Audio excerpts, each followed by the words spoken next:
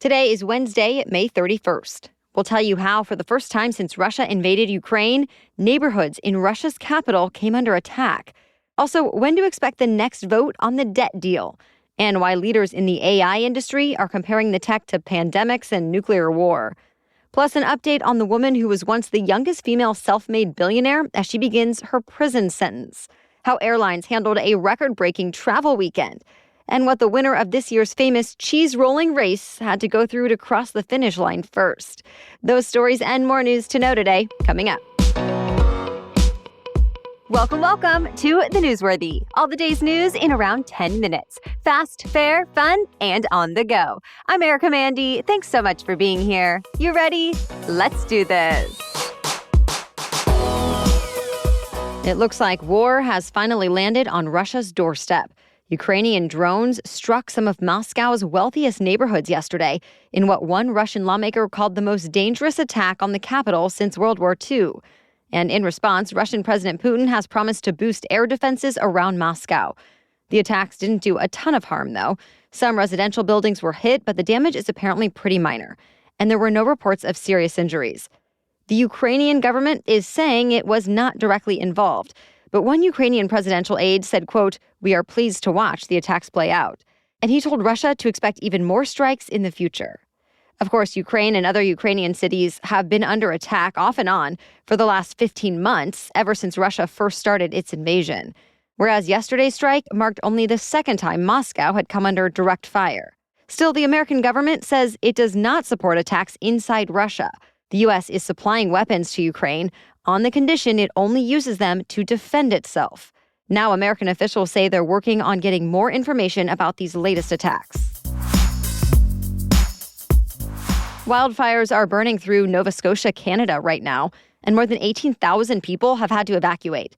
The fires have destroyed hundreds of buildings and caused huge plumes of smoke over the region. That smoke is now making its way over parts of New England, too. And air quality warnings are in effect in several American states. Making matters worse, Canada is dealing with record-breaking heat, and there is no rain in the forecast for at least the next few days. Firefighters have been working 24 hours a day to get fires under control, but just as they start making progress, more fires pop up. The fires are under investigation, but one Canadian official says all of them were very likely caused by humans, even if they were started by accident. Now, there's a burn ban in effect in Nova Scotia, and authorities have banned activities and travel in the wooded areas like hiking, camping, and fishing. Well, unfortunately, it has now been 3 days since part of an apartment building mysteriously imploded in Davenport, Iowa, and now officials say what remains of the building could come crashing down at any moment. So they're faced with a difficult decision: demolish the rest of it now before anyone else gets hurt, or send in rescuers to look for the people still unaccounted for. 9 people have been rescued already, but 5 are still missing. Protesters have been rallying, demanding rescuers find them first before taking down the rest of the building. But relatives of one person who's thought to be inside say they support a demolition. They say they've accepted the fact that their loved one is likely gone, and they don't want to see anyone else hurt. At this point, it's not clear what crews will be doing next. The fire marshal says the city is working with structural engineers and rescue teams to figure out if it's possible to do another search. Officials also aren't sure what caused the building to partially collapse in the first place, or if there was any wrongdoing. But they're promising a thorough investigation. On Capitol Hill, the U.S. House is set to vote on the debt limit deal tonight, since it cleared a major hurdle last night. The House Rules Committee voted 7-6 to advance the bill.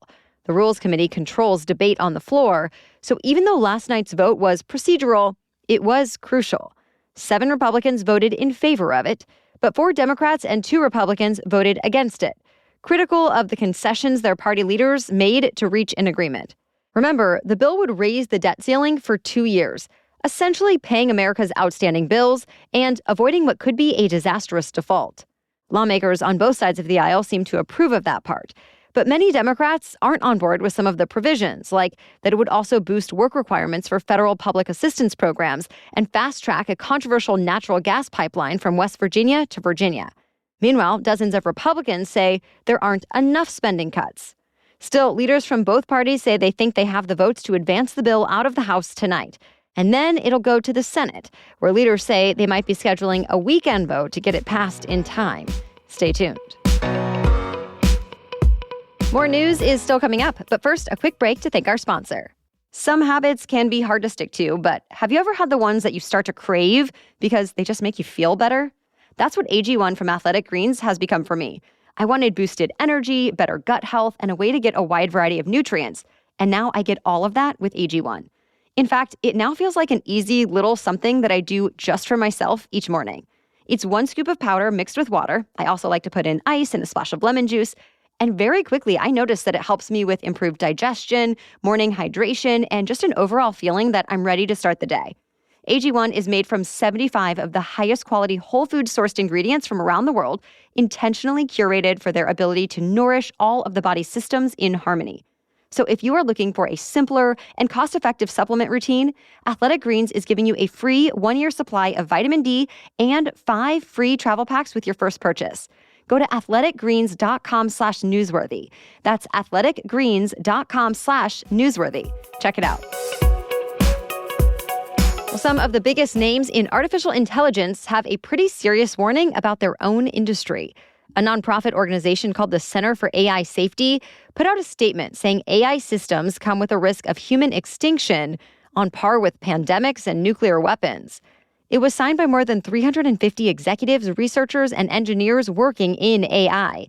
They include the CEOs of OpenAI and Google DeepMind, as well as leaders from Microsoft, Skype, and Anthropic.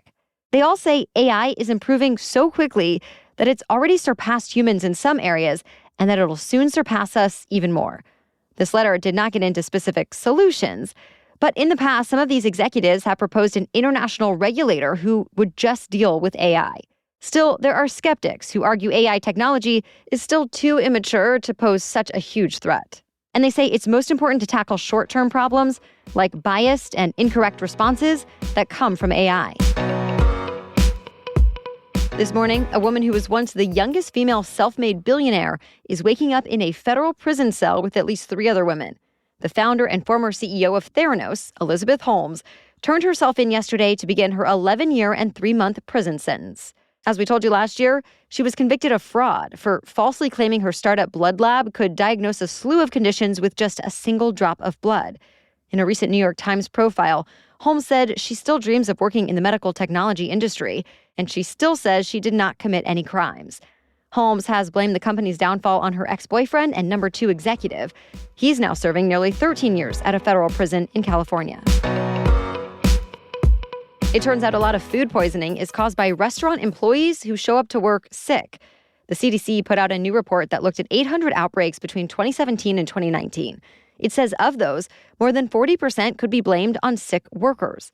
So investigators are calling for better sick worker policies in the food industry. The report also says only about 44% of managers the CDC interviewed said their restaurants provided paid sick leave to any workers. And some food safety advocates say that's a big problem. Federal data shows 48 million people get sick with a foodborne illness every year in the U.S. More American children and teens are getting weight loss surgery these days. The American Medical Association published new data this week. It shows the number of young people ages 10 to 19 who got metabolic or bariatric surgery rose about 20% in 2021 as compared to the year before. That said, the idea is still controversial. Some doctors have voiced concern about introducing surgery instead of less invasive lifestyle changes. But others say obesity is one of the most serious public health challenges of our time, impacting nearly every part of a child's body. So they say children can't afford to go without medical intervention. Either way, we should note that even though the rates are going up, surgery is still rare. Only about 1,300 adolescents had weight loss surgery in 2021 after the big spike.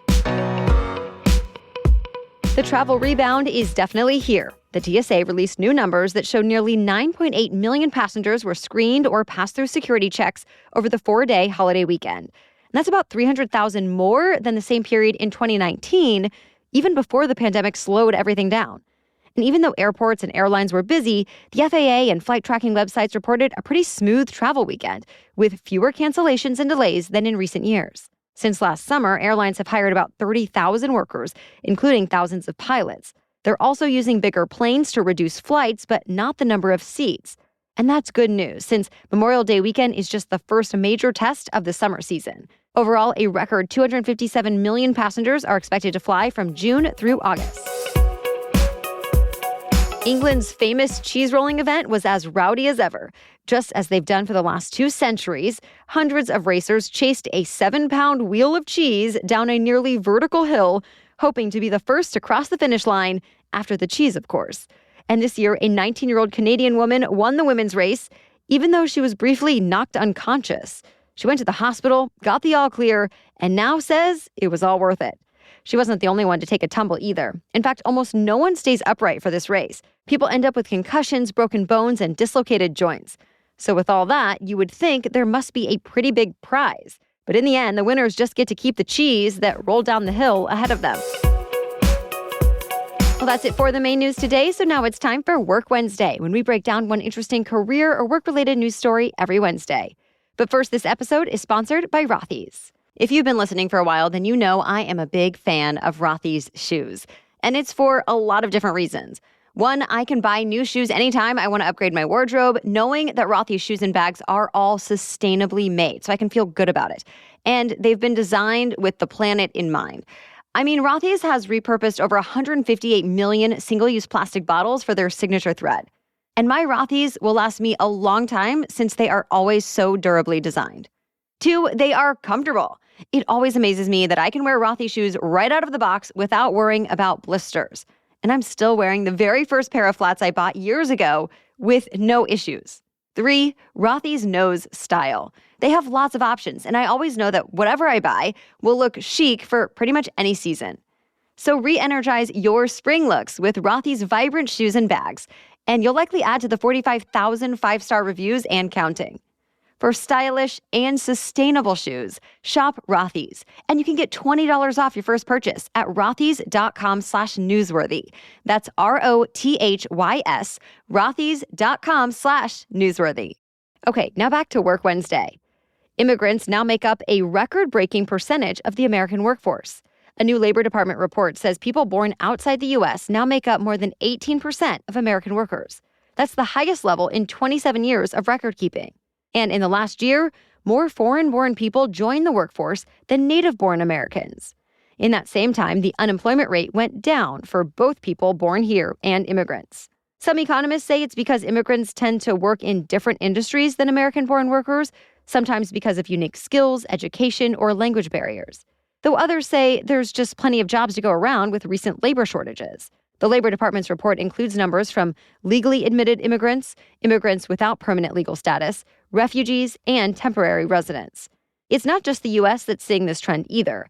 As the Wall Street Journal reports, many wealthy nations are dealing with shrinking workforces, so they're creating new immigration policies to find more workers and combat inflation. All right, thank you so much for joining us today as part of your daily routine. We'll catch you up on more news to know tomorrow. Until then, have a great day.